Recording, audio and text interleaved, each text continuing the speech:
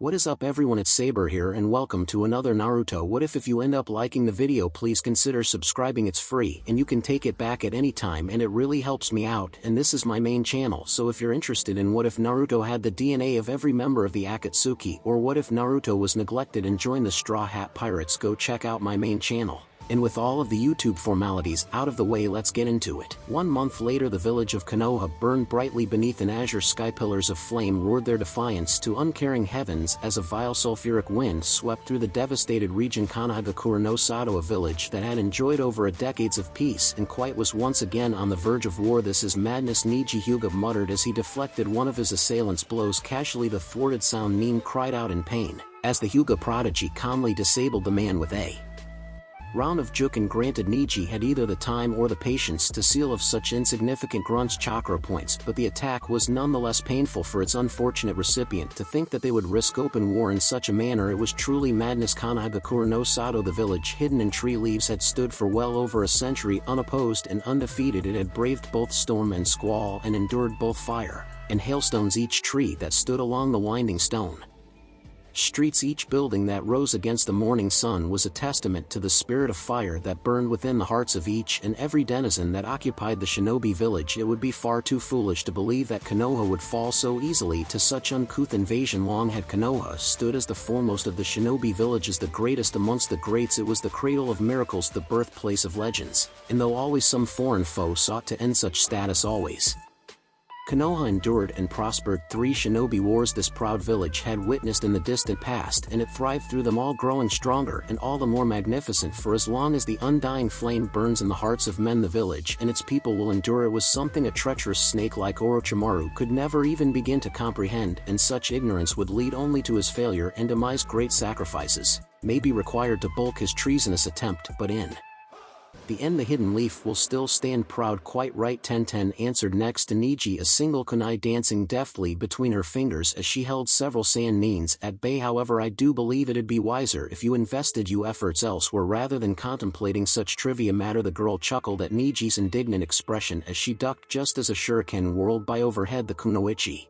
raised an eyebrow, an unvoiced taunt to the perpetrator before retaliating by hurling her own weapon, embedding the dagger-like weapon deep into the offender's throat. Well, one down, Neji shot her a withering look. Had his bun-haired teammate just dared to contradict the actions of a noble Hyuga such as himself? The nerve of it all. Commoners have no sense of class these days. Of course, our hypocritical nobleman seemed to have so conveniently forgotten his own outrage at the main house that was technically the superior lineage. Admittedly, such prejudice has mellowed out considerably, thanks in no small part to the aid of a certain freelancer who had been forced to beat the sense into the raven-haired Hyuga. Literally, as a fact, Neji couldn't feel his body for 3 days afterward, during which time the truth was revealed to him. Of course, he had been so dosed to the eyeballs with morphine that he barely registered the fact someone was talking to him, let alone making a life-altering revelation. He seemed to have accepted the truth well enough. There were still moments of uncomfortable silence, of course, but at least he didn't try to actively murder Hinata when they were pitted against one another in the open ring. It is fated that your operation should fail, Neji informed his next victim in his usual prophet-like voice before knocking the man flying with a roundhouse kick to the face. A sickening crunch followed, indicating a possible broken nose or jaw. Neji really isn't too particular about which. I thought Naruto told you to stop doing that crap, the weapon mistress inquired as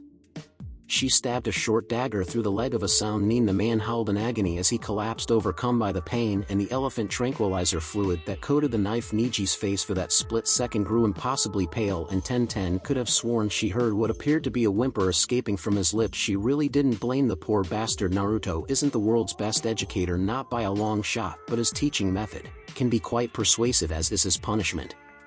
Especially his punishments. Tenten was sure that having every single one of your bones systematically broken is not the greatest experience in the world. The Hyuga prodigy learned firsthand the life lessons of a rag doll, but you had best believe the message Naruto delivered, the one about independence from fate, had stayed etched into the boy's mind. For a village that had not been expecting an invasion in the least, Kanagakura had certainly put up a vicious and surprisingly effective fight against the invaders. Perhaps it was in their congenital nature that would not allow any other shinobi nations to lord over their own that spurred the fire of resistance, or perhaps it was simply pride that gave strength to their seemingly impossible efforts, pride that ironically had caused much of this tension in the first place. Whatever it was, the invaders have found the village Far more difficult to conquer than had been laid out for them on paper. They had expected an effortless victory that would come with little if any cost and casualty. With the shinobi population put to sleep by Kabuto's jutsu, it was assumed by the Alliance that the occupation of Konoha would prove to be of little trouble. They had, as they regrettably discovered, severely underestimated their opponents. After all, for a village that emerged from the smoking ashes of the third secret shinobi war, feeling none the worst, one would logically assume Konoha possessed more strength than it let on, and so they did. And when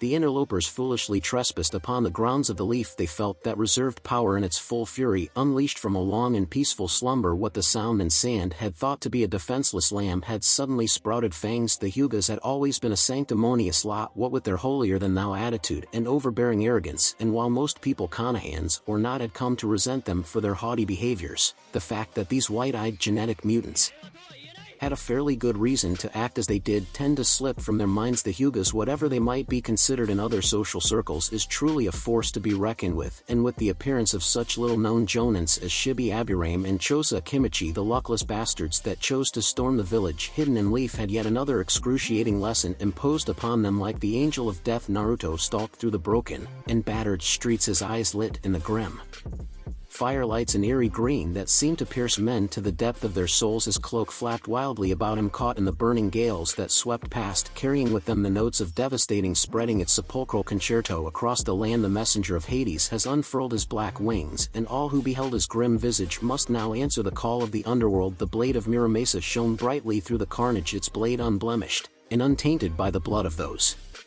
it so carelessly slew. Like the wrathful lightning of God, the swift and terrible blade arced through the unceasing waves of shinobis, cutting them down without mercy, without pity, sending their souls plumbing to the very abyss waiting down below. And when blade halted, elements themselves took up the massacre. Fire rained down upon those foolish enough to oppose the path of the destroyer, and pillars of ice heralded his descent. What obstacles that lay in his way were soon ripped apart by the savage and seemingly wild lightning that danced around his beam, illuminating his figure among the chaos, a shining deity of destruction upon mortal men. Nothing stayed his footsteps, no men dared to halt his advance, for what human could hope to raise his hands against a very god? It was only now that the interlopers to the fire country realized just how foolish they had been, how useless now the invasion seems, though but a single entity, Uzumaki Naruto, had shattered Suna's ambitious plot for glory and power as easily as though it was nothing more than fragile glass. This feels familiar. Naruto smiled darkly as he turned to search for more prey. He remembers it all too well, the grisly images, the horrific sounds, and the nauseating smells of war. His entire life was prepared for war. He was raised through war, he matured by war, and his powers were fueled by war. His very existence itself seemed to have been dictated by conflict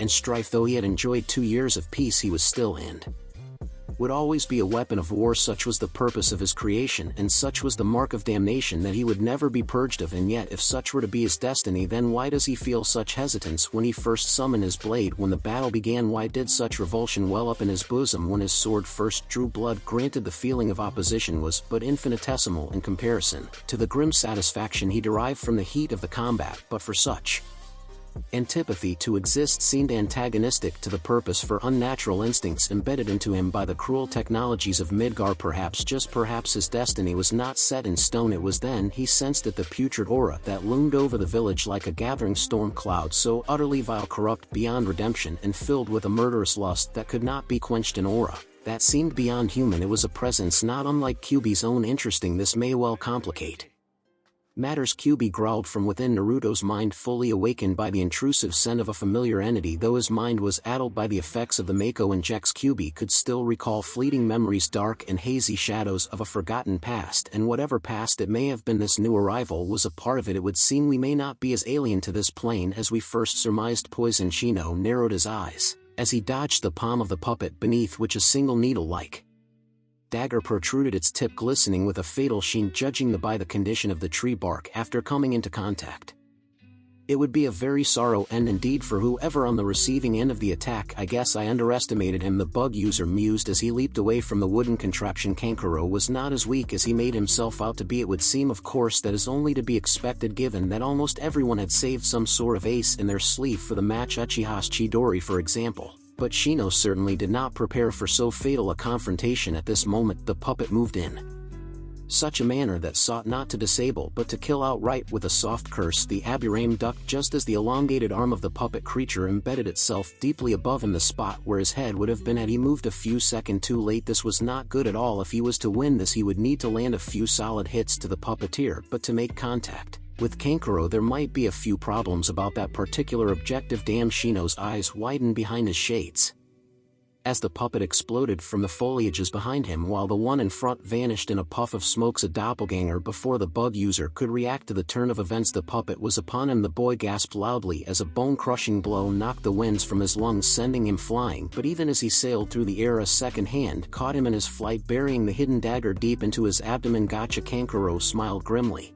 as he watched the fight from afar. This will teach those sanctimonious Konahans a lesson or two in humility, provided that they even survived the coming judgment day. His joy was short-lived when the broken corpse of Shino dissolved into a wave of those accursed destruction bugs. The puppet user gritted his teeth in frustration. God damn those annoying insects. His patience is rubbing dangerously thin by the minute. A nearly inaudible crunch of broken twigs returned the savage grin to the boy's face as he turned his attention and that of his puppets to the bug user's new hiding place among the thick foliages of the darkening forest. Found you, bastard. Two kunais halted the puppet's charge even as the wooden figure lunged towards the bug summoner, or so it appeared, until the dummy poofed from existence, its intimidating frame replaced by a harmless log of basic kawarimi. No, just a basic but nonetheless effective. Shino was forced to flee a second time as the real creature burst out from beneath him, its arms extending towards his neck for the killing blow. The boy barely dodged the surprise attack, although he was not so fortunate a second time when the puppet opened its deformed maws and launched a barrage of knives. Several of them struck true, accompanied by the sound of rending flesh. However, it was a victory that proved itself short-lived when the stoic voice of Shino sounded from behind Kankuro. And here I thought you'd be wise enough to spot the same trick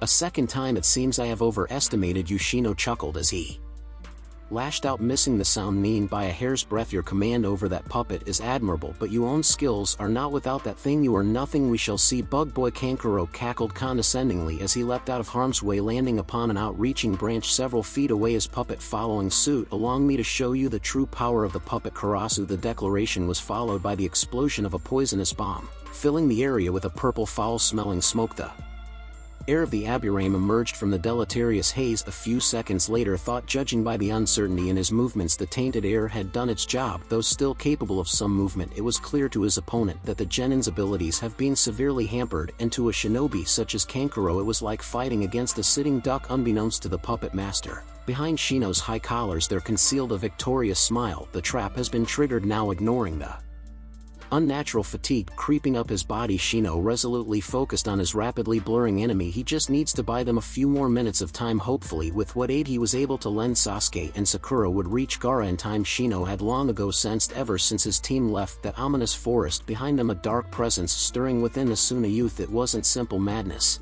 veiled behind those cold emeralds, it was lunacy taking corporeal form. It was not the evil that was taught in the academy, the greed, the vices, the avarice, the lusts that drove men to dark deeds. It was an evil of primal origin, older than perhaps even the village of Leaf. He shuddered to think the consequences should such chaos be unleashed upon an already vulnerable village. Godspeeds, my friend. Sasuke felt cold sweat running down his back as he clung tightly to his kunai. How long had it been since he last tasted such fear and horror? Not since the skeletal death first marked him with its cold touch, not since he saw his family cut down before him by the brother he so admired. Just what in the name of heavens and hell is Gaara? The same question again sifted through his cloudy mind. He had known there was something unnatural about that Suna genin, but he had not thought him a monster in such a literal sense. When Sasuke had chased after Gaara, driven to fury by the sight of the ruined village, he had not thought things would have spiraled to such nightmarish depth, and that he would confront a creature straight from the hell gates. Gritting his teeth, he faced Gaara again, his dark eyes burning with renewed determination. He cannot be overcome with fear here when that fiend still roamed freely, his crimes unpunished, the souls of the dead unavenged. He is Uchiha Sasuke, the last of a proud clan, and bears upon his shoulder the burden of his doomed lineage. Until he could fulfill his duty, until he could face his ancestors with pride,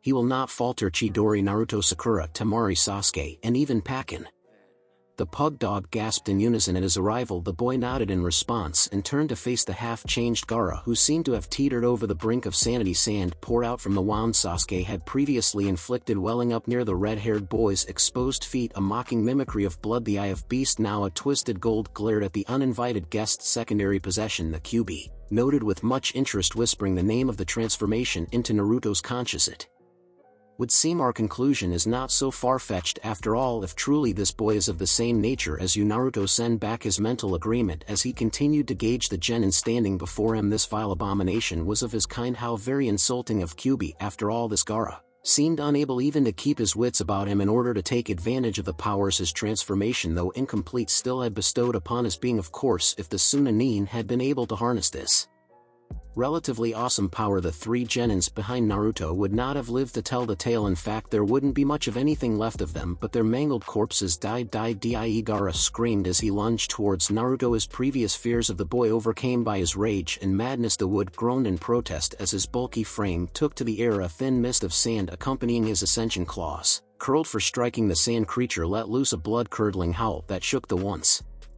silent expanse of green. Naruto's eyes narrowed slightly as he watched the monstrosity sailing towards him. Truly, how barbaric a creature to resort to such crude methods of attack, but then should he have expected more of one who could not even control the beast within his own soul? Pathetic, really. With a cold chuckle, Naruto dodged the attack calmly and faster than even the sharpest eyes could detect. Struck the four onlookers who had watched the exchange with bated breath, caught nothing but a wisp of gleaming silver as Gaara was pummeled down to earth, his entire left arm composed of sand removed cleanly from the rest of his body before the creature could rise from his spot. Lightning danced across the branch where he lay motionless, ripping apart the timber and the sand that shielded his body. The beast howled in agony as electricity laced through his body and his vision fading to a searing white, and yet the pain and the injuries only seemed to fuel the burning conflagrations that drove Gaara. For when he rose again, battered and broken, his armors nearly shattered, even the faintest trace of human reasoning was gone from his eyes. All that left in those soulless depths was an insatiable hunger for violence, and blood. Pillars of sand exploded from his body and arched up into the very pinnacles of heavens, yet the sand did not fall but slowly hovered in the windless air, twisted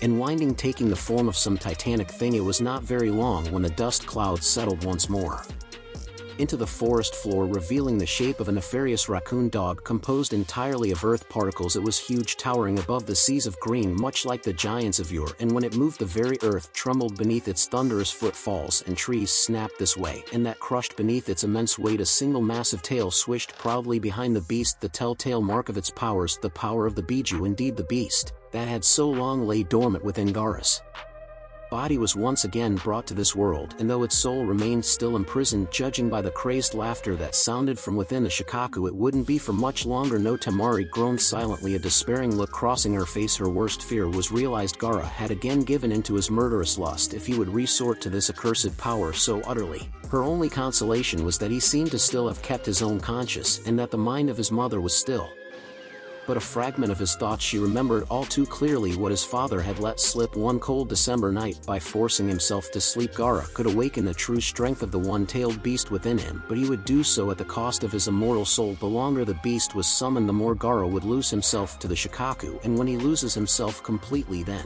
he would become nothing more than an empty container for the spirit of a demon. Please, please don't give in, she pleaded softly, her words lost to the wind. She hated this, hated the fact that she couldn't do anything to aid her little brother. She was the older sibling, she was supposed to protect Gaara, but all she could really do now was pray and hope. The creature lumbered slowly towards Naruto, who seemed but a fly in comparison, and yet the boy showed no sign of fear or hesitation as he hovered over the forest, watching the advancing creature with a superior and knowing smile. Size cannot determine a battle alone, as Shikaku, or rather Gaara, would soon come to learn. Sometimes the small and the insignificant conceal power unimaginable, as was Naruto's case. In his current state, not even Kyuubi reborn could hope to match his power.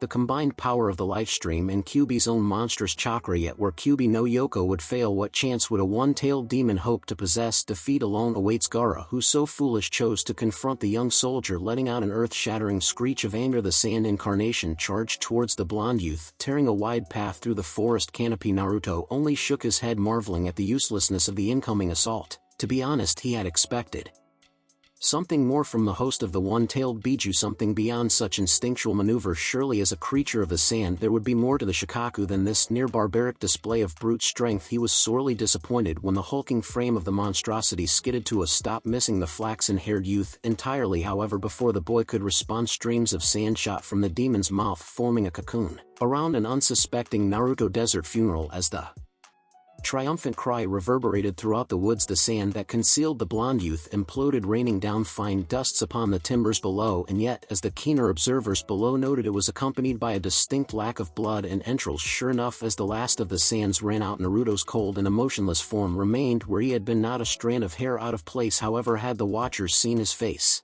they might well have noticed one particular change over the handsome warrior. A dark inferno burned within those cerulean depths, a fire fueled by an insatiable battle lust. Far too long had the young soldier been without a challenge, far too long had he last enjoyed a proper battle that truly allowed him to feel alive. He was akin to Gaara in this sense, defining their existence through blood and violence, while Gaara thought only to rectify his birth in the carnages he raised. Naruto lived and thrived in the fires of war, and while in normal times such desires were kept repressed, in confrontations like this one these desires rose again in full force. At long last he was once more paired with a worthy foe. Granted, even with the imposing statue, Gaara did not reach his level of expectation, but in a place where talents are so meager, Naruto supposed that the juvenile Jinchuriki would suffice for now until he could procure stronger foes. Somewhere in a secret lair, the leader of an organization called Akatsuki sneezed loudly, much to his subordinates' alarm. They weren't aware that their leader could sneeze, or even get sick for that matter, but they will be back to haunt us later. And so back to our original scene. Thundaga blade lightning erupted from his blade, extending in all directions. Streaks of bluish electricity cackled as it took the shape of a gigantic katana of pure plasma energy. The air around the ethereal saber hissed and crackled as tongues of lightning licked their surroundings hungrily. Even from their position, the onlookers could feel the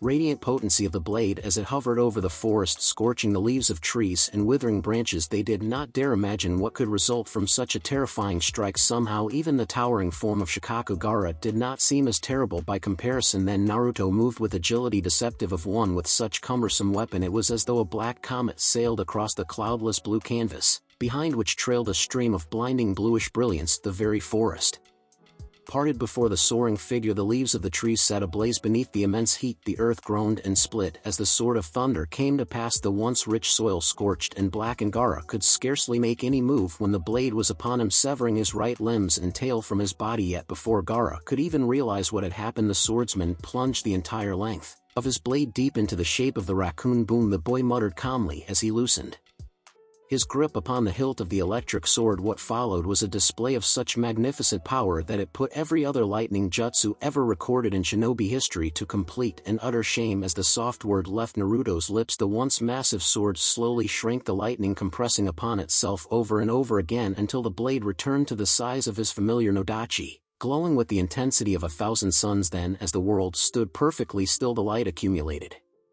within the katana erupted forth in a single incredible burst, a pulsing beam of searing light that lanced through the form of the creature and sent what remained of the beast hundreds of feet away, obliterating anything and everything that was caught in its path. When the smoke and ashes cleared and the fallen form of the Shikaku could once more be made out, an entire section of the forest had vanished so completely not even ashes and stumps remained. But as Naruto had expected, even after enduring such devastating attack, Gaara rose up again, sand filling the crater-like wound Naruto had inflicted upon the sand beast's body, restoring it to its original shape. Soon the abomination that was once Gaara stood once more over the ruins of the ancient woods. Awe could not describe Sasuke's state of mind as he stared up at the silent figure of the soldier, watching as the Shikaku recomposed its body. How could someone hold such power within so tiny a frame? He had always known Uzumaki Naruto was far beyond his playing level after having the senses beat into him by the said youth, but this kind of strength, it simply wasn't human. A battle of this scale seemed far beyond mortal capabilities, and for the first time in his life Sasuke felt that he had met someone even his brother had no chance in defeating, or even hoped to reach. For that matter, Temari felt her knees giving away. She had thought Naruto'd be a goner when he faced Gaara. In his present form, the boy had displayed powers above even that of a Jonin, but to have gone against so gargantuan an entity seemed to be beyond even his abilities, and yet not only was Naruto keeping up with Gaara, he was tossing Gaara around like a rug doll. Temari was quite sure, even if she wasn't an expert on bijus, that a few more hit like that Gaara was a goner Shikaku, and not. Meanwhile, Naruto did not look even winded. Sakura was a good student if nothing else, and like most good students, ignoring her faults, she tends to commit to memory almost everything her teachers had told her. Upon these things was one of Kakashi's casual remarks: "There are those who's younger than you and stronger than me." Naturally, while she took the saying with a grain of salt, she nonetheless accepted the overall truth in the saying. After all, almost anything was possible in the world of shinobis if such biological mystery like a hundreds of feet tall nine-tailed fox could exist and possess human-like intelligence, then it would be perfectly reasonable to assume that somewhere out there toddlers could beat the living crap out of legendary Jonins. But this was ridiculous even for ninjas with arsenals of catastrophic jutsus at their command. It was only natural to assume that a clash between fellow shinobis would result in some degree of environmental damage, especially in duels involving higher-tiered ninjas, and it was even supposed that in a Kage-leveled battle it was possible that entire buildings could be reduced to rubbles in the course of the conflict. And yet the event unfolding before her emerald eyes are not just crumbling buildings or crushing trees, it was rearranging the entire geography of the area, and whatever Kakashi had in mind when he had made the comment, Sakura was certain it was not this impressive. Naruto whispered as he observed the smoldering gouge left by Shikaku's attack. It would seem that Gaara had managed somehow to fully awaken the power within him, and letting loose the demon's true spirit. Now perhaps Naruto could finally test the limitation of his strength. No hold barred. Even with Gaara's awakened form, Naruto had subconsciously held back some of his powers, but now against another demon such limitations are no longer needed. "Let us see how powerful your brethren truly are." Kyuubi futon ring couldn't. Again came the declaration, followed by the speeding sphere of compressed air. Naruto narrowed his eyes as he felt the cataclysmic orb of wind approach, and launched his own attack. Furaga fire met wind in an explosion that shook the forest to its foundations. The vast gales blew in all directions, scattering timbers and uprooting trees, and where the winds traveled there rose great conflagrations that consumed everything around them, devastating the once beautiful woods. Again Naruto smiled the smile of a hungry predator as he watched the biju preparing yet another wind-based assault. Again came the spiraling sphere of savage air tearing through the earth and forest. Towards Naruto's direction bolts of lightning greeted the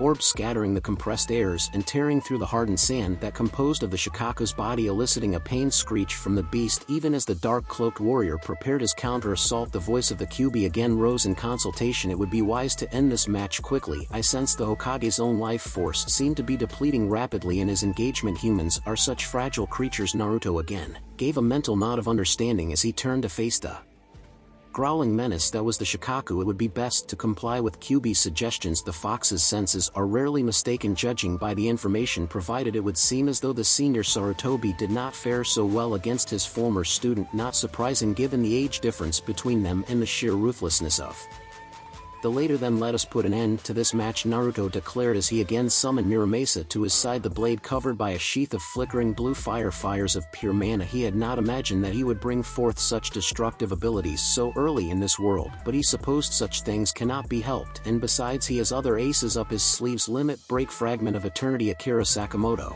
average shinobi of Konoha, could still remember that fateful day many years later when the clouds covered the facets of heavens and the earth fell into darkness. Lightning cackled overhead and thunders rumbled between the blinding flashes. Then a single opening appeared through the clouds, an eye within the maelstrom, and from within the eye the sky rained fire. Fire spewed forth from the heavens and fires roared up from the depth of earth to meet it. Lightning poured out from the thunderheads, the arrows of divine retribution that tore the earth asunder, melting the stones, incinerating trees and fusing the sands to glass where it roamed. Ice great freezing pillars erupted from the grounds, crushing everything that was caught within their ascendance. It was as though the very elements have gone mad and the end of days has been ushered in without warning. It was as though the great chaos that existed before creation has once more freed itself of its prisons, and that doom has descended to the mortal realm. Then as suddenly as the great calamity had come, it vanished without trace, leaving only the smoldering crater that had once just moments before been a vast expanse of forest stretching on for miles. Now there was nothing. Naruto stared calmly at the fallen form of Gaara, his sandy form obliterated, leaving nothing more than his battered human body within the center of the indentation of earth. The boy was still alive, though barely. His breaths were quick and ragged, irregular and weak. Unless he was attended to soon, Naruto doubted that the red-haired youth would last very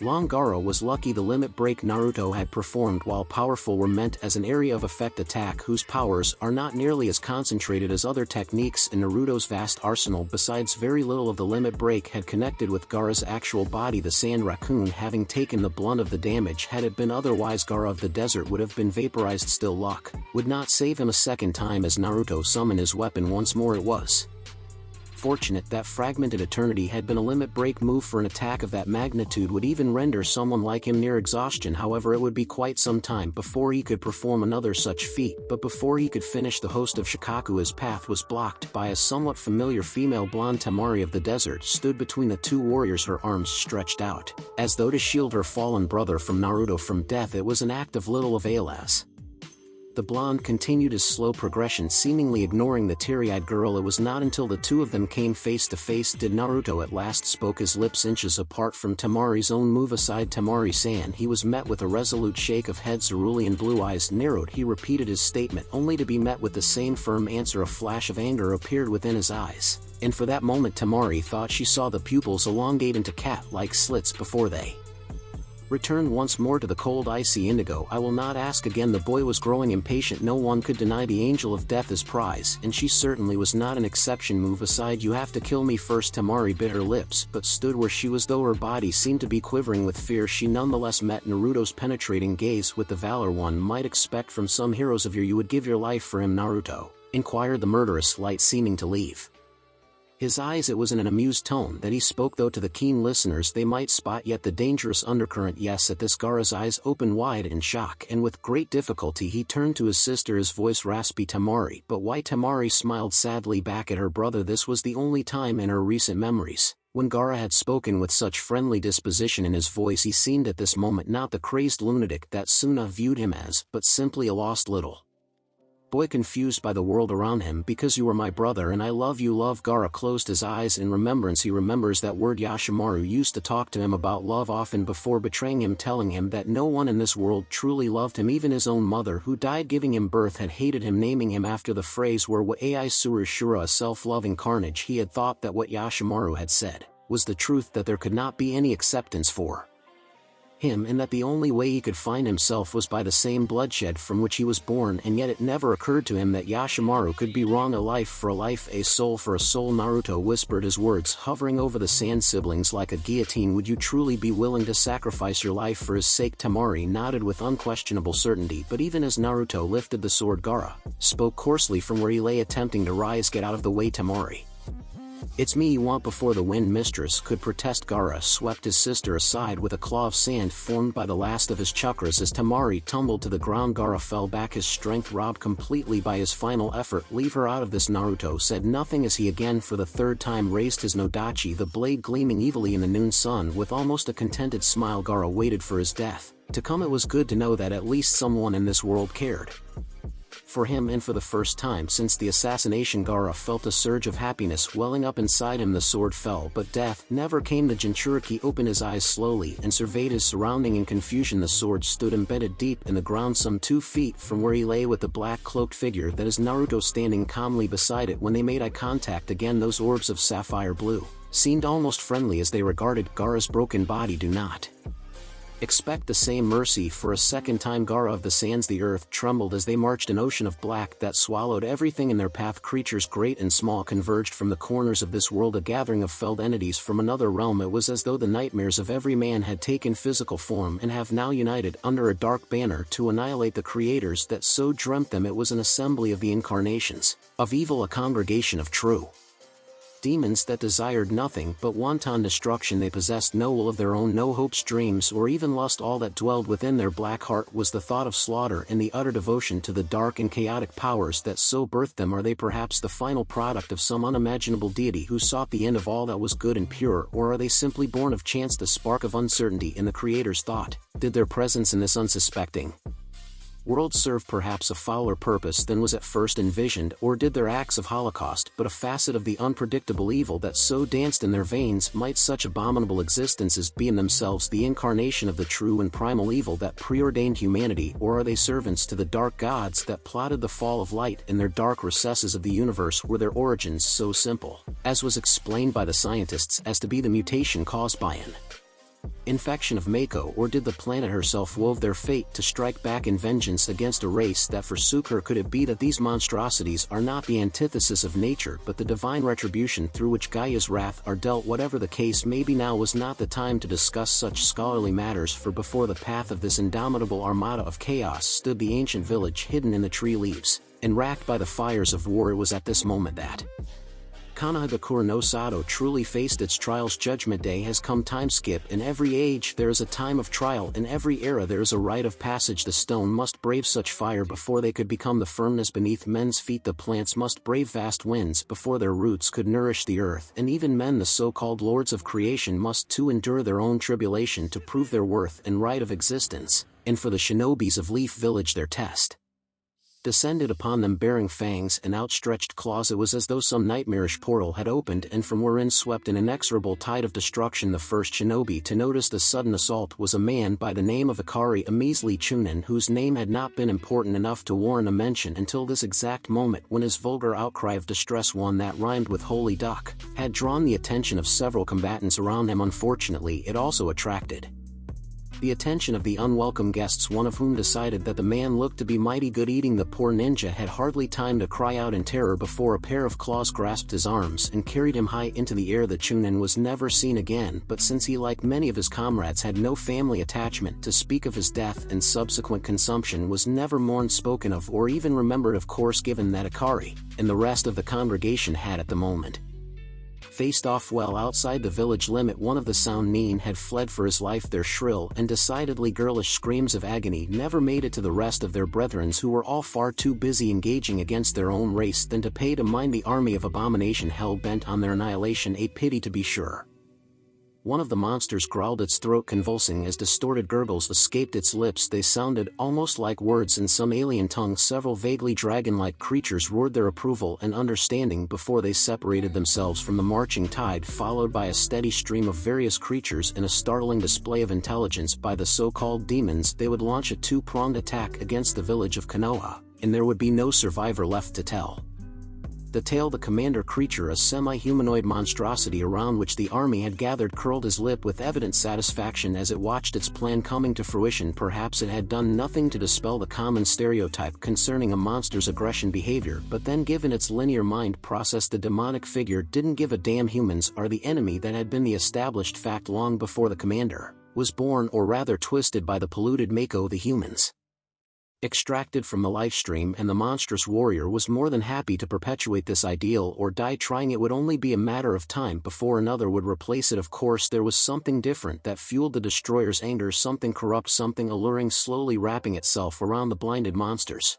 Like the inexorable web of some devious predator, it was almost as though an invisible hand behind the veil had orchestrated the event as part of some grand and nefarious scheme. Although the very pawns on the board of play were far too dense to sense the subtle manipulation at work, it didn't matter whether the village hidden in the tree leaves survived the attack, or if they should perish as all others had. The catalyst to a far greater destiny has been wrought, and the pieces have been put to play. Ino sighed as she flicked a strand of loose blonde hair from her fair face, her eyes searching the premises meticulously for any sign of enemy movement or otherwise danger. She was bruised, cut, and generally wounded all over, her uniforms torn and slashed, rewarding generous glances at what lay beneath. Of course, the genin had neither time nor energy to focus on the state of her attires now, when her very life lies on the line. She supposed that given the situation she was quite fortunate to make it this far, largely thanks to the effort of both the senior shinobis and of Naruto Uzumaki as well. When the assault against Leaf first began, most of the able-bodied ninjas were caught in the range of Kabuto's Temple of Nirvana technique, totally unprepared for such sudden betrayal from one of their own. Suffice to say, the village would have been in quite the pickle if things had gone on as planned by the Odo. Fortunately for the people of Fire, Naruto managed to neutralize the hypnotic effect before any harm could be done. Certainly, though, the fact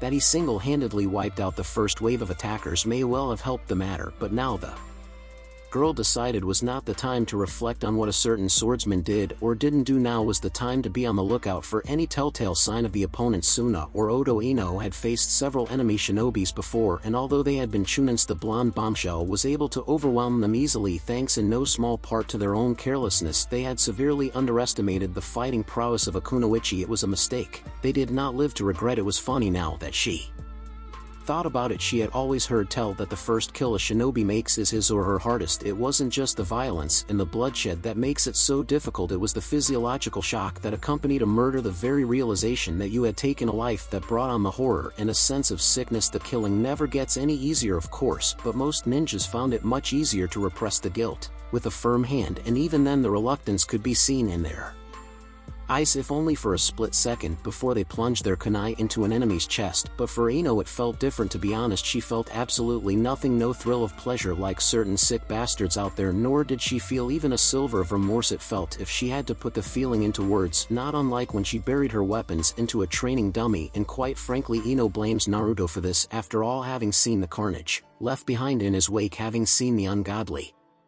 destruction the boy wrought with each footfall. It was quite difficult to feel anything about the amount of meager damage she herself had brought. She was desensitized to it all. The smell of blood and gore, the sight of moaning death wails, did not assault her senses as it would have had she never bore witness to a fellow blonde's handiwork. As for the mental factor, that was even easier to explain. The first day after her safe arrival back in her comfortable bedroom, Ino had nightmares and continued to for over a week. After a while, however, the nightmares still occasionally slipped past her defenses, but it didn't bother her nearly as much anymore. She was almost used to it, really, and frankly the feeling of her first kill had nothing on her dreams. This was all Naruto's fault. Damn it, the girl's eyes were suddenly narrowed as she heard the rustling of some smooth fabric silk. Perhaps almost instinctively her hands shot up in a blur, launching a shuriken to the direction of the sound. The metallic throwing weapon embedded itself deeply into the rubbles, eliciting a yelp of surprise from the other side. Her eyes widened in surprise. She knew that voice all too well. Sakura, the blonde, hesitantly probed her hands, stealthily reaching for another kunai just in case. There's no such thing as being too careful in the world of shinobis. After all, it's me, Ino. From behind the ruins the pink-haired genin stepped out, though judging by the throwing knife clutched in her right hand, Ino knew that she had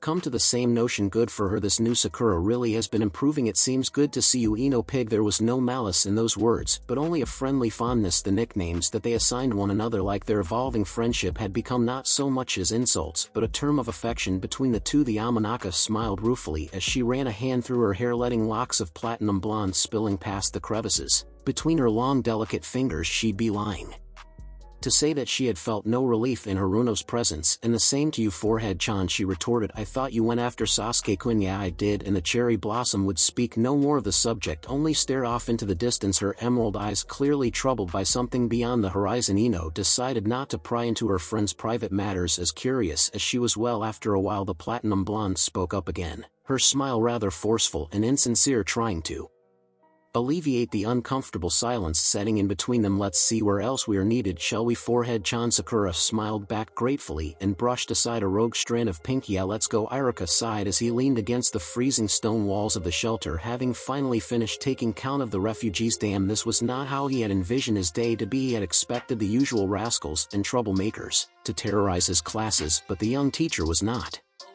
prepared to deal with this level of madness, and the fact that crazy woman called Anko was also present, a kunoichi who, by the way, was not at all pleased by her predicament, might I add, was not helping matters. Iruka had heard scattered rumors about the lavender-haired woman, especially of her dangerous and often violent nature. Certain the man had good-naturedly assumed that the slanders and labels had been nothing more than just that. Never did he even consider that these whispered tales might be grounded in more substantial materials. But now that he had actually met the infamous Jonin, Iruka regretted his optimism immensely. This woman was, well, to put it lightly, scaring the ever-loving daylight out of him. The scar-faced Chunin simply did not feel comfortable around that creepy smile the purple-haired shinobi wore. It was like the grin of a large feline predator moments before it decided to pounce, and the silver knife twirling between her fingers did not alleviate his concerns. Looking around, Iruka could tell he was not the only one to have felt this way. A wide clearing was formed around the possibly insane female as the civilians struggled to give her birth where she trod. Anko Mitarashi didn't exactly have the best reputation around town, and with the sudden emergence of Orochimaru, the suspicions that followed her since her mentor's defection was stirring once more. Iruka thought he saw the tough-as-nail kunoichi wince. When a parent pulled her child away, the world is a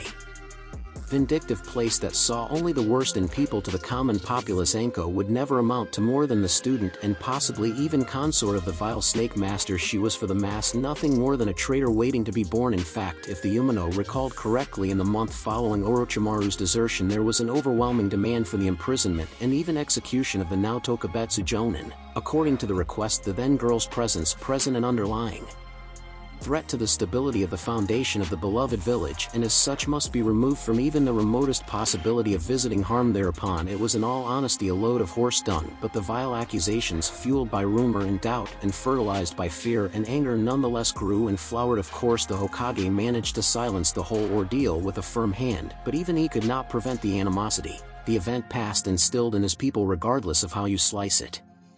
The whole thing had a very tragic ring to it all. The door shattered, showering the huddled group with splinters and pieces of iron. Anko cursed loudly as she drew her weapon. Damn those Otonins, as though she hadn't had enough on her plate. As it is, the last thing she needed was a pack of Orochimaru's lapdogs fouling up her days. She, quite contrary to popular opinion, abhorred her so-called sensei. She would, as a matter of fact, love nothing more than to dance on his still warm ash. As far as she was concerned, Orochimaru was the sole cause of her trials and sufferings in the recent years. Hell, she could technically even attribute her sadistic nature to the member of the Sannin. Still, Anko thought as she moved towards the entrance, a savage smile stretching across her lips. She could yet derive some savage pleasure from terminating this particular bastard's rapidly shortening life with extreme prejudice. As things were, unfortunately for her, it would prove a pointless effort. The man gave a desperate cry as he half stumbled, half crawled into the shelter, his body broken and twisted almost beyond recognition. Blood decorated every inch of his clothing as well as most of his skin. His eyes were wide and unseeing, glaring blindly around him. Wide fear etched visibly in the dilated pupils. Suddenly yet another scream tore itself from the ninja's throat, filled with incomprehensible terror. "No, stay back, no, stay back." Anko and Iruka exchanged a questioning look. Shinobis were taught to be fearless, or failing that to hide their fear without even the slightest hint, but to display such wide-open horror seemed unbecoming of any ninja. To say nothing of a sound Nin. Of all people, the purple-haired Jonin knew all too well the various methods of her ex-teacher and their effectiveness. Only a few seconds later the two shinobis received their answer. From the still smoldering doorway the silent figure of Naruto emerged, his right hand clutching the hilt of his massive nodachi, the blade of which was coated by a layer of flame. The sword of the sun was a spell of Naruto's own making, not unlike the Thundaga sword he had employed earlier, enhancing the strength of the blade with a compressed Faraga spell, to the point that the fire were of the purest white, able to consume and incinerate nearly all known material. Sword of the sun, indeed. Pale azure orbs skin the room without passion, resting upon the quivering figure of the fallen foe. Without so much as a word the boy raised his free hand and shot forth a barrage of lightning, killing the man instantly. Again the slayer surveyed the cowering group and turned on his heel to leave. So young, watching his retreating figure, a woman murmured to herself, how old was this kid? 12, 13 at most. And yet already he had become such a motionless killer. Her own child is a ninja as well, and probably out there risking her life and limb, but the mother would wager her life that her daughter would never be able to kill someone in such cold-blooded manner. It wasn't natural, it wasn't human. "I'm glad he's on our side," she said, as though to reassure herself. Otherwise by now Leaf would be nothing more than a memory. "Yeah," a man to her left agreed, trying to cover up his own discomfort. "I'm just glad that the Hokage could keep this monster under his thumb." His words died as he was violently thrown back by a savage gust of gale, his back connecting painfully with the cold stone walls of the hideaway. A pair of glowing eyes watched as the man groaned in agony. Then, without a parting word, Uzumaki Naruto vanished completely, as a lamb would hope to chain the lion. "You mean?" Iruka turned to the fallen figure disdainfully as the blonde melted into thin air. "No, impossible!" Sakan of the Sound Force screamed in alarm as he felt the barrier he and the others erected shattered beneath the overwhelming attack. He was screaming for a quite different reason. Moment later, when he felt the shock wave ripping through his own defense, tossing his body high into the air like some pathetic rag doll. Fortunately for him, the searing pain did not long endure, for as he plummeted forcefully into the roof of the building, the blessed blackness overtook him. Of the four sound elites, only Tayuya and Jirobo managed to keep from fainting, their comrades having absorbed the blunt of the blow. Sakan had passed out where he stood, and he had been, despite his predicament, quite fortunate. The last member, Kadamaru, now lay in a crumpled heap, his bones broken in countless places and his limbs bent in unnatural manners. Having been launched many feet from his original spot, he looked as though he had one foot in the graveyard. An occasional tortured whimper, the only indication that he has still a grasp on life. Yet in the light of his condition, the two still conscious Jonin nonetheless felt a stab of jealousy at the poor sound Nin. It would almost be a blessing to endure the suffering the spider-like shinobi bore rather than to stand here and face the wrath of what seemed like the angel of a vengeful god. For above them, his eyes burning with the intensity of a flaring star, hovered Naruto, his familiar black robes billowing in the soft breeze that swept through the village. His face was flawless porcelain skin of an unnaturally pale shade in the full sunlight, and yet the two ninja could feel the terrifying powers brimming behind the beautiful visage, and the glimpse into the darkness hidden within the angelic child frightened them more than Orochimaru could ever hope for. It felt difficult to move, to breathe, even it was as though a great weight was bearing down upon them, crushing them into the earth. It felt so much like the immense killing aura their master had been known for, but it was also very different. However, they were sure of one thing: this battle was totally out of their league. Gravity. Almost instantly the two shinobis felt their knees buckle and give away as the very space around them warped and crashed down upon them, slamming them forcefully into the floor. Tayuya had only a chance to scream out in pain before the last trickle of air was forced from her lungs, and she followed her companions into oblivion. See to these four, Naruto turned and instructed the waiting ANBUs who had witnessed the battle within bated breath. Upon hearing the command, they knelt respectfully and appeared next to the cloaked warrior. They might prove useful later. On my men's lives, where you? Orochimaru's snarling response was interrupted as the forest around him erupted into flame. For the first time since their battles had been joined, the Snake Master's calm and controlled mask slipped. This was not part of his calculated plan. His vengeance against his old master should not have been disrupted by an outside force. Had the sound four failed him, it wasn't possible. For Violet Flame's battle encampment was designed and perfected by Orochimaru himself. When executed in the right manner, as the four of his underlings had been taught to do, it would construct an impregnable barrier, one that even a Kage-leveled shinobi would have great difficulty penetrate. And as far as Orochimaru knew, the only two Kage-leveled shinobis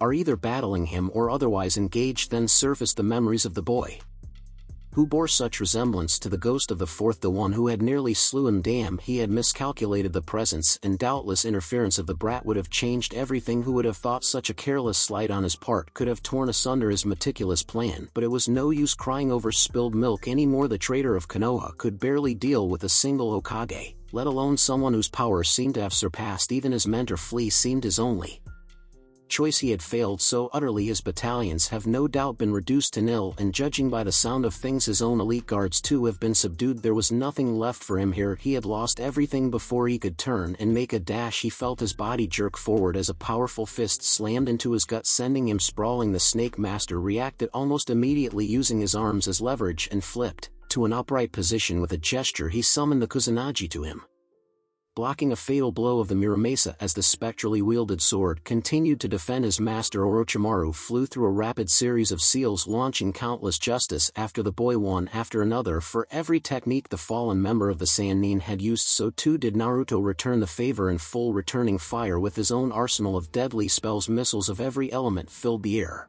as the remnant of the ancient trees around them crumbled into dust. Fire consumed ice and was split by lightning. Great gust fueled the dying embers, only to be swallowed up by the raging earth. Pillars of glacier and stone rose this way and that, bolts of bluish energy raked across the rooftop, leaving nothing in their wake. And though the once forest-like battleground had been all but vaporized, only a few seconds had passed. Orochimaru panted as he swiveled his head wildly in all directions, trying to spy his foe through the carnage and smoke. He was panting and exhausting, having used up nearly 80% of his chakra. Never had he felt such desperation as he did now. Never had he faced death as closely as he did now. Never had he feared a human so as he did now. He needed to get away now. He had been so caught up in his panic that he did not sense the Nodachi soaring through the air until the massive blade slammed through his body, pinning him to the bark of the tree behind him. The man screamed, only to cough up a mouthful of blood. Impossible. He couldn't die here, not here. Serpent-like eyes grew wide in pain and fear as he watched the boy, his slayer, approach. A small sphere of energy hovering between his right fingers. He had seen the technique somewhere, Orochimaru thought dimly as he felt his blood pouring out from the wound. The fourth had showed it to him. The snake user was again reminded of the striking resemblance the boy bore to the late Hokage. He had lost to the fourth, and he had lost to his look-alike. Rage filled the man as he pulled out the sword with the last of his strength, ignoring the life-giving crimson that now gushed from the punctured hole. Tossing the blade aside, he rushed at the child with nothing but a kunai drawn, his teeth bared in a ferocious screech, much like a poisonous cobra as it struck its prey. There was no fancy jutsu involved this time, it was only raw hatred that spurred him on. Sannin no Orochimaru did not even hear the whispered eulogy as the white light baptized his body and soul. Ultima, when the blinding white light had past where massive structure once stood, now rested only a titanic crater and the slightly stooped figures of the Sandaime Hokage and Uzumaki Naruto. Everything else, the trees, the building, and Orochimaru had vanished within the miniature sun, leaving nothing more than a speck of dust behind. In years to come the ground would be consecrated, marking the firm victory against the Otogekiur and bearing testament to the most powerful entity the world of shinobi ever produced, and according to future textbooks, on that fateful day the heinous criminal Orochimaru had lost everything, even his life. It was also on that day the monsters invaded. Naruto watched the approaching sea of monsters with apprehension. A new feeling he had just experienced. The continuous battles before had been draining, to say the least. He had performed several high-powered spells in rapid succession, without resting, and the effort to maintain their power had been taxing even for him, for unlike his nearly infinite mana, his body could only endure so much before it succumbs to the straining that accompanied the casting of a spell. While compared to a normal human, Naruto's body may well be forged of alloy steel and concrete, he was still, no matter how slightly, human, and unfortunately he had all but reached the limitation of his physical body. Everywhere around him shinobis dashed for their station, preparing for a second and far more terrible invasion. Naruto could tell Orochimaru's sudden appearance had exhausted the men, but they managed to keep the fatigue from showing. In a way, Naruto felt sorry for them to face so fearsome a foe without any reprieve. To charge into yet another war when they have just walked out of the battlefield would have broken most people, but the shinobis of Leaf had proved in their action that they were anything but common. With a deep breath he turned to face the Hokage,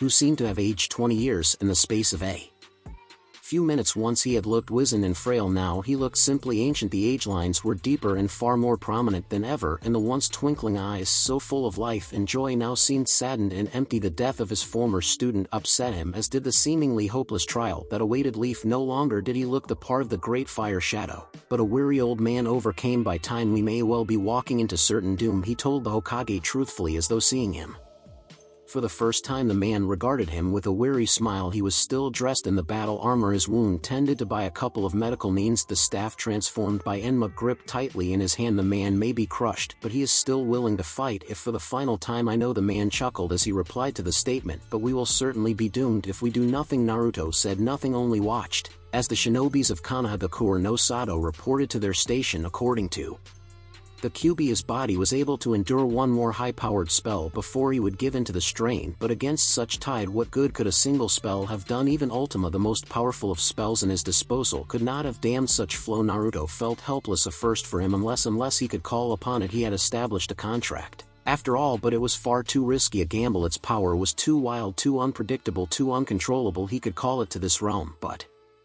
its will was not his to commandeer. There was no telling what would happen if he was to try. For all he knew, it could well have chose to oppose him rather than to submit to his will. He had lost control once before, and if he should lose control a second time, there was no one to stop him. He was interrupted when a timid hand pulled at his cloak. Turning, the boy found himself face to face with a flushing Hinata and a curious Hanabi. Of course, Hayashi had bequeathed the protection of his daughters to him. He had forgotten the request. In the moment of chaos he flashed them a rare smile. It was really more of an uptilting of his lips, but it was a smile in Naruto terms to reassure the fidgeting girls, who looked a little nervous. Naruto Onaizen Hanabi piped up, having found her voice again. For a moment Naruto had looked so cold and serious, and it frightened the little girl. Somoto Tosen told us. Naruto nodded and ruffled the girl's hair fondly. He didn't know why he did it, nor did he know the purpose of this pointless action, but he had seen it done on a television series he, forced by Haku, had watched, and it seemed to comfort the girl in front of him. Humans are truly an odd sort of creature. I will honor my agreement to your father, he informed the two Hyugas. Where's your father? The older of the two pointed a delicate finger over to one of the further sentry posts, her lavender eyes filled with worried tears. Father, said the village, needs whatever strength it could, and so has joined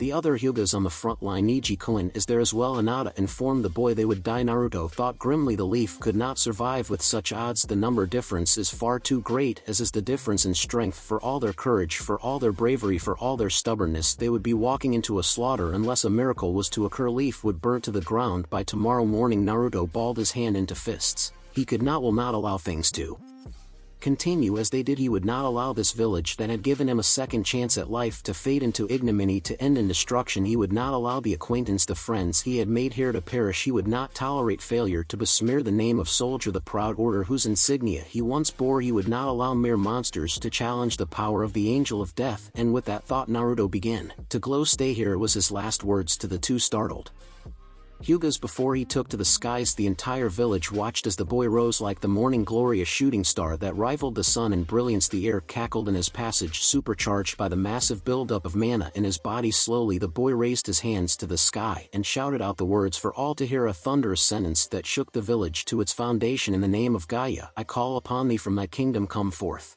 and rain judgment upon this corrupt world.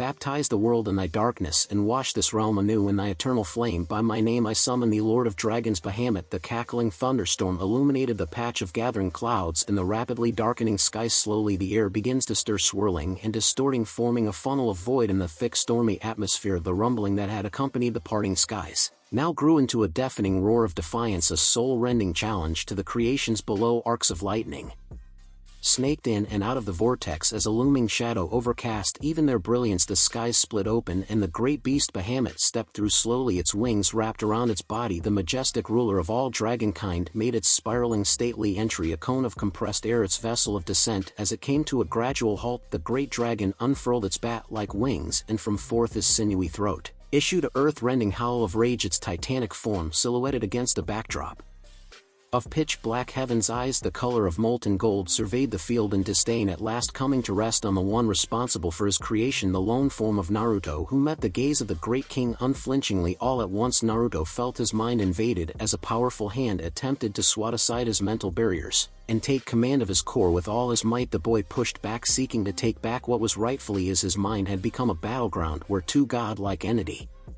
battled for supremacy. It was a battle for dominance, a battle for control, a battle for rulership, and so the two beings of otherworldly origin locked eyes while a silent and epic battle ensured within their soul. Protractedly but surely Naruto felt the alien presence invading his mind, sifting through his memories and taking over his very essence. He was giving ground inch by careful inch, but giving away nonetheless. Soon the dragon, the memories that made up Bahamut, would take hold of him just like before. He would lose himself to the Mako and become nothing more than a lifeless shell. No, a single word sounded through the raging seas around him, a single fixture that stayed his retreating steps like the unchanging stones. The word remained firm in spite of the battering winds and tide. It stood unmoved in the center of Maelstrom like the eye of the hurricane, perfectly calm in contrast to the chaos raged around it. I am Naruto. With all his might the swordsman hurled the single declaration at the invading thoughts, a spear that pierced the mist of uncertainty. The probes brought. He felt the other give away, shrinking back in pain, withdrawing itself for a second attack. He did not give it the chance. I am Uzumaki Naruto. Two voices in the Kyuubi shouted as one, and with one final push he ejected the last remnant of Bahamut's will from his spirit. He had won, and as he stood in the chamber of his mind, his body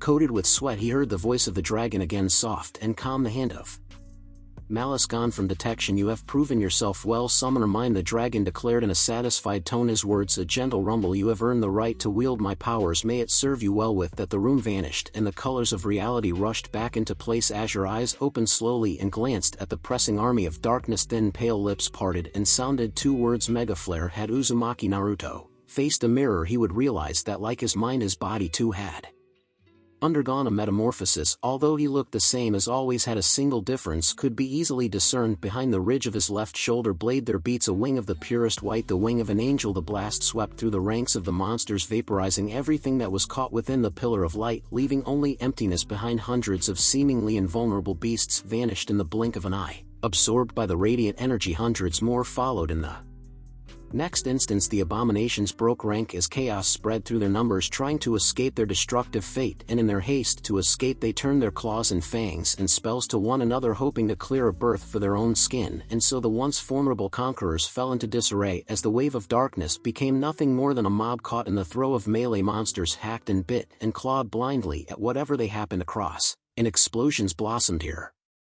and there in the pitch-black sea of creatures. The commander screamed as one of the dragon-like drones slammed into it, attempting to flee. With an enraged snarl the leader turned upon the misfortunate entity, its blade-like protrusions cutting into the monster with ease, parting the thing in two, licking the blood from its arms. It looked about him and saw only chaos. Its armies have been decimated, its soldiers obliterated. What once had amounted to nearly 10,000 strong now numbered only a few hundred, and even those are being cut down by the fiery expulsion of the thrice-damned Dragon King. Opening its jaws, the monstrosity roared its last as the compressed column of photon took him, in the skies above the Dragon King too roared, but for quite a different reason. And as the victorious sentence carried itself far and wide, the great beast vanished in a shower of green Mako. The deed was done, his purpose had been served, and with that the gates of Konoha groaned open, the shinobi forces pouring out from every available exit. There was still a Scattered few of the creatures left, and as tired as they were, such a handful of demons did not prove too much trouble, although the remaining contingent of monsters putted up quite a vicious fight, resulting in the injuries and even death of dozens of shinobis. They were in the end overwhelmed and died beneath a rain of jutsus as the last of the invaders burst into a cloud of darkness and left the world. The shinobis gave a loud cheer that pierced the height of the heavens. They had survived. The